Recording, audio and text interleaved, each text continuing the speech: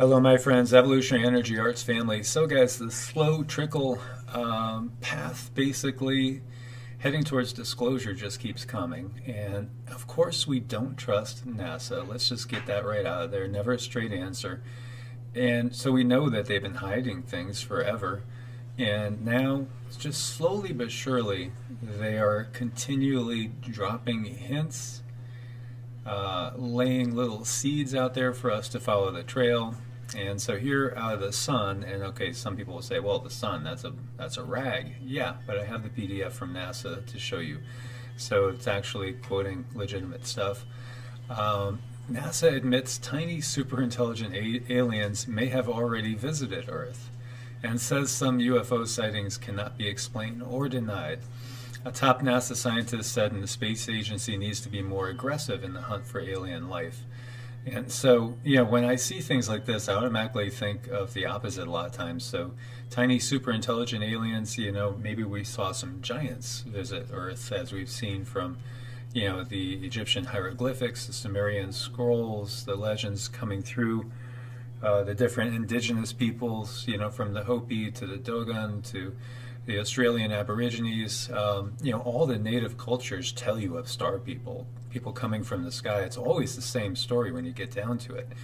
And the Native American stories as well talk about how they taught them how to farm and how to do so many different things. They actually brought civilization, according to them.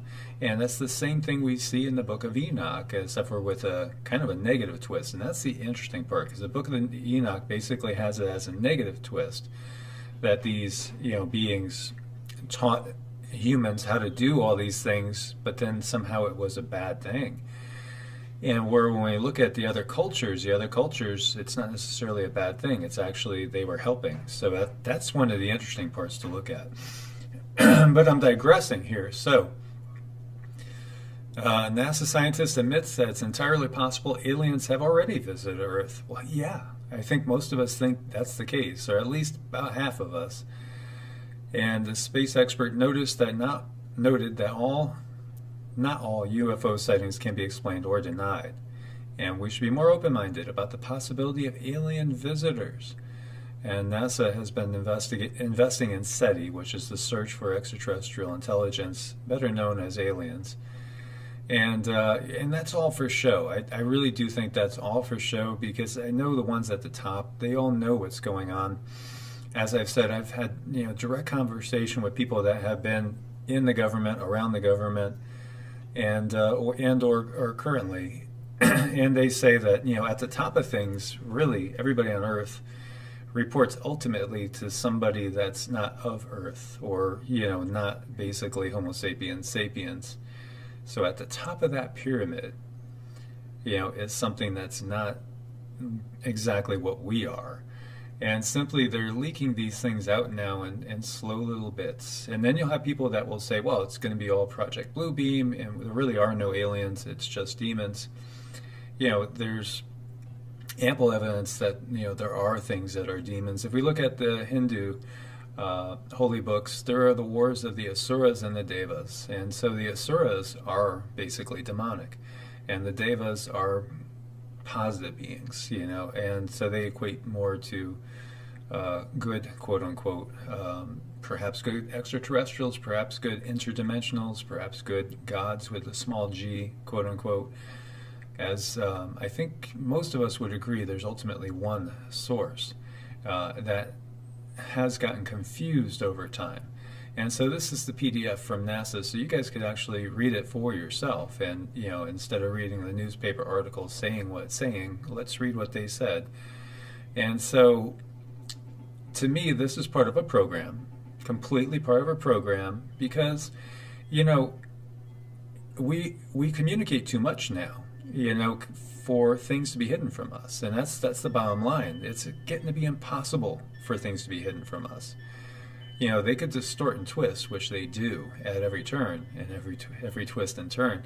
But now we could basically compare things. We could compare all the traditions from around the world. We could look, not only into the biblical history which we in the Western societies grown up with, but we could actually see what the indigenous people from all around the globe have legends of.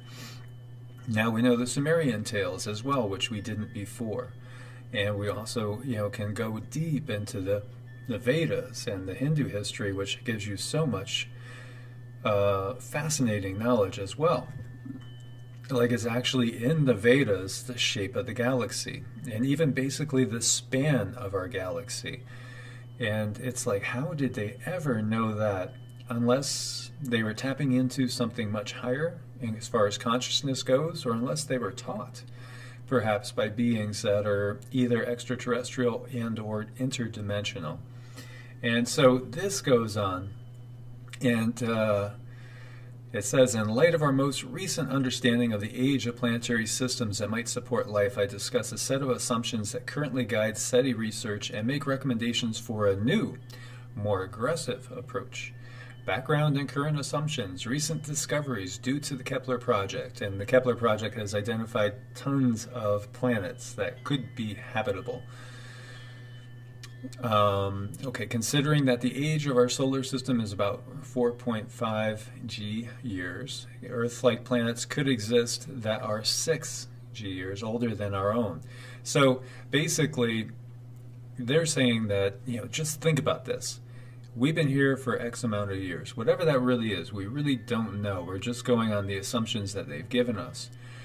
But just imagine a civilization that was here just a little bit longer than we were, as far as, the big scale of time.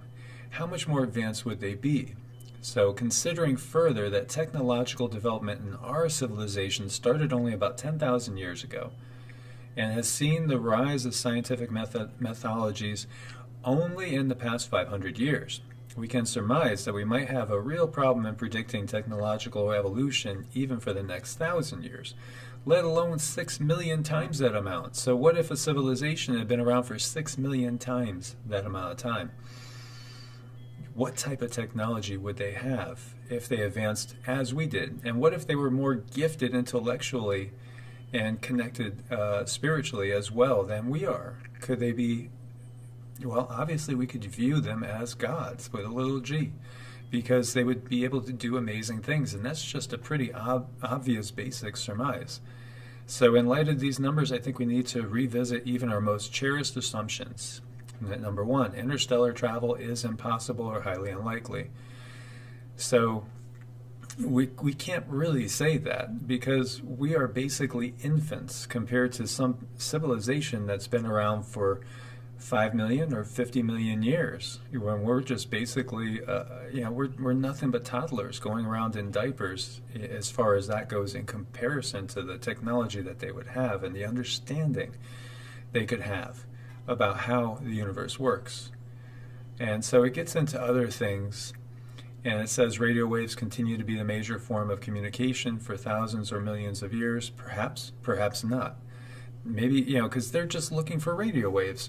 What if these beings had developed to the point where they could communicate telepathically?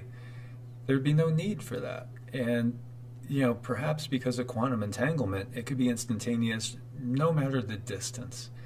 So again, there would be no need for that type of technology. It would be looked at as archaic, like a stone axe.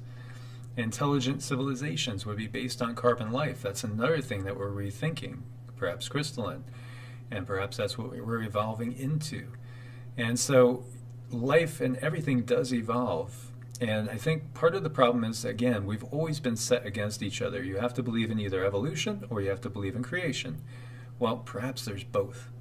And that's the big thing. Perhaps there's both. And, in my opinion, and the opinion of so many, when you start looking into these legends, it appears that, on this planet with us, it was both. And that's something that many might agree or disagree with, but when we look at all the evidence, it's pretty interesting. So it might not even be, life might not even be carbon-based, and ultimately life is simply consciousness, and everything is energy, so they could simply be energy as well at some point, evolving. And that is what we are on the higher dimensions as well, purely energy. Even this physical body is still mostly vacuum and mostly energy. Yeah, well, it's all energy when you get down to it. It just appears to be solid. So we have not been and are not being visited, number 4. So that's something they need to rethink as well. And this is what he's pointing out. And so new opportunities, conclusions, and recommendations. In light of the challenges described, I propose a more aggressive approach to the future steady exploration following direction.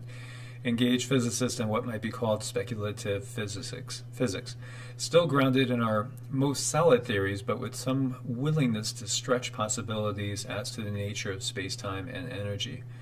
Engage technologists in futuristic exploration of how technology might evolve, especially with artificial intelligence, AI. And that's something to talk about all on its own. And engage sociologists in speculation about what kinds of societies we might expect from the above developments and whether or how they might choose to communicate. And then consider the UFO phenomenon worthy of study in the context of a system with a very low signal to noise ratio, but nevertheless with possibility of challenging some of our assumptions and pointing to new possibilities for communication and discovery. And so, this is coming out of NASA as we get our slow trickle disclosure coming through. And I think everybody can see that now. And I think that they're willingly, when I say they, I do think that the secret space program and the government, they're letting us see ships and things that we have that are way ahead of what we are supposed to be at technologically.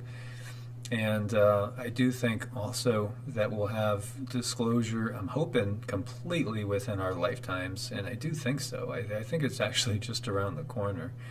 And, let me know what you guys think about Never a Straight Answer coming out and showing us all this. So obviously things are changing, and things are fascinating when you get down to it. And so it's definitely exciting times we live in, that is for sure. Well, my friends, as always, please do thumbs up, support the channel. Go ahead, subscribe, click the bell for all the notifications, and share with as many people as possible. Let's wake up everybody so people aren't surprised, terrified, and or having heart attacks when they see who knows what they're going to see in the skies over their heads. As always, my friends, God bless and namaste.